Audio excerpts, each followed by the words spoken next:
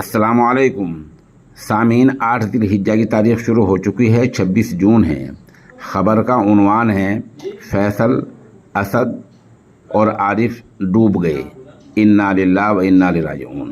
یہ خبر مغربی اتر پردیش کے ضلع مظفر نگر کے قصبہ بڑھانے کے گاؤں رسول پور دبھیڑی کی ہے۔ آج صبح لگ بھگ 9 بجے یہ 3 بچے، جن کا نام ہم نے لیا فیصل اور اسرار ولد حسین، عارف اور ولد احسان، یہ تینوں پاسی میں ایک بھٹے پر کھیلنے جا رہے تھے۔ جہاں پتھیر ہوتی ہے، اینٹ پاتھی جاتی ہیں، وہاں گہرا گڈھا تھا جس میں بارش کا پانی بھرا ہوا تھا۔ یہ کھیلتے کھیلتے تینوں بچے اس میں ڈوب گئے۔ فیصل کی عمر 6 سال ہے، اسد کی عمر 8 سال ہے اور عارف کی عمر بھی 8 سال ہے۔ یہ تینوں بچے ایک ہی خاندان کے ہیں۔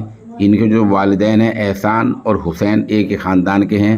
اس طرح آج نہ صرف پورے خاندان میں بلکہ پورے گاؤں رسول پور دبھیڑی میں غم کا ماحول بنا ہوا ہے۔ تینوں بچے ڈوب گئے ہیں، بہت غم کا ماحول گاؤں بنا ہوا ہے۔ اس درمیان جمعیت علماء شہر بڑھانے کے صدر حافظ شیردین، جنرل سیکریٹری حافظ تحسین